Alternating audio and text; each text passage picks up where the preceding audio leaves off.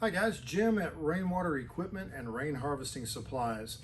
Today we are going to change out the filter cartridges and the lamp inside of our UV system here. This is a model IHS 22E4 by Viqua.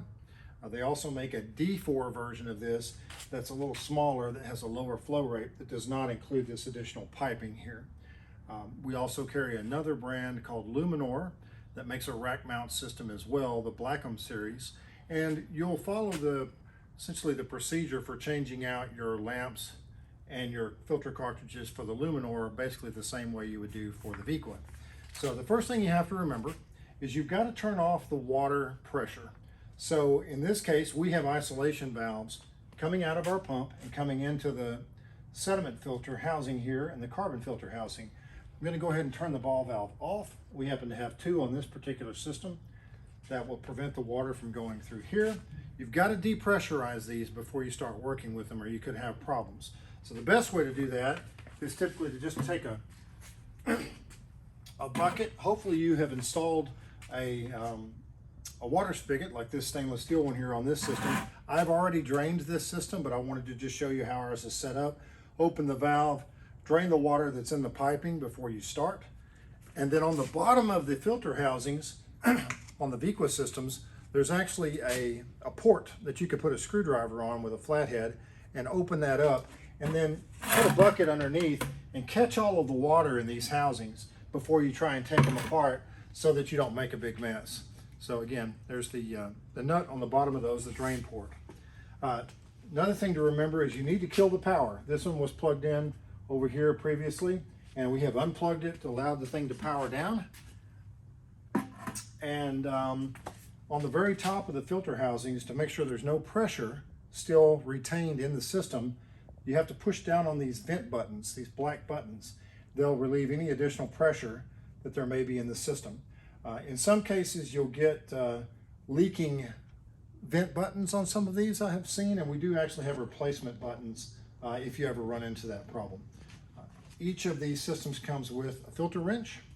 So we're going to, one of the cool things about the Viqua systems is you have these sleeves, these rings, excuse me, on top that allow you to loosen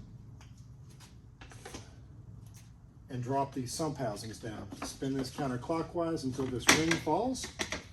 If you've already drained the system, like I have, then you won't have any water inside the housing. This first housing has a sediment filter. I believe the manual recommends you change these every 3 to 6 months, but it really depends on how dirty your water is. We're catching rainwater off of a 9,000 square foot building here, and so we haven't changed these filters in about a year, probably a little overdue, and we'll change that today. The carbon filter, of course, is in the next housing. We'll do that the same way with this wrench.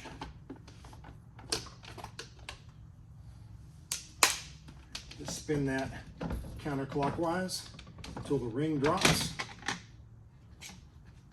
So carbon filter down here. Carbon filter removes taste and odor problems or issues with your water. And it's a little heavier filter. I believe this is a model number C202 part number.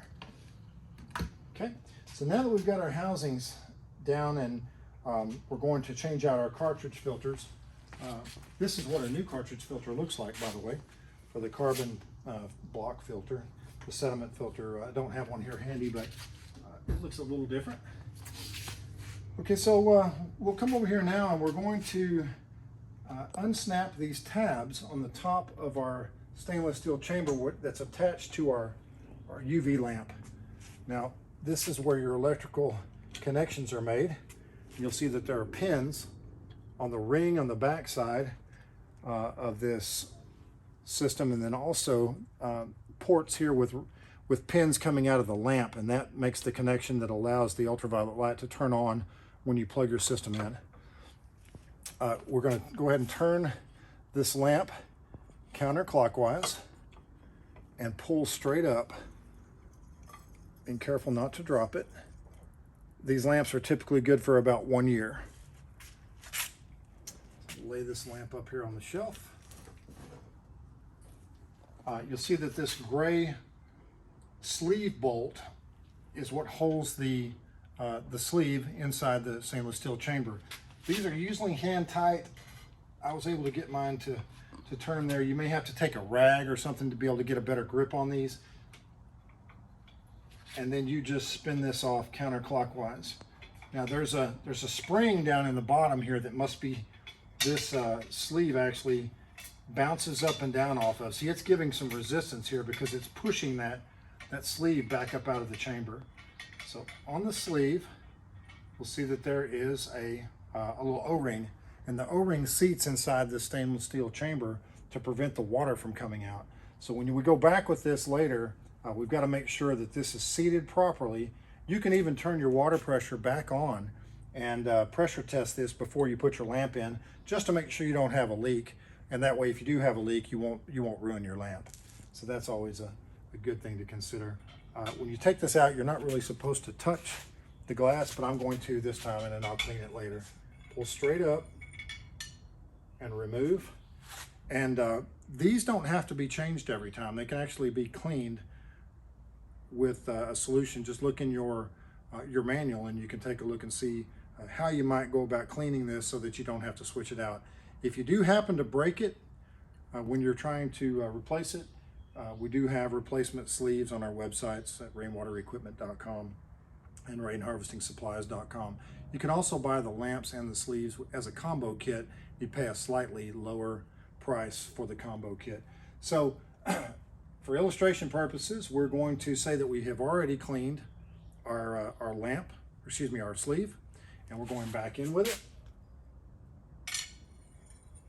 So we want to have this O-ring down about 1.5 inches on the glass. We come back with our sleeve bolt, and we're going to push down into the stainless steel chamber, and that O-ring is going to seat. Now we're going to turn this thing clockwise, and you can look down inside. Probably won't be able to see it here, but I'm going to look down inside here, and I can see that my O-ring has been seated properly to prevent the water from escaping. So then I can turn this hand tight. We're going to assume I've got a new lamp in hand here that I've just taken out of the box. Put this back down in the sleeve and turn it clockwise. Now you've got to line these up so that this little ring that spins freely, these pins line up. This is the grounding nut on the back here where this unit is grounded.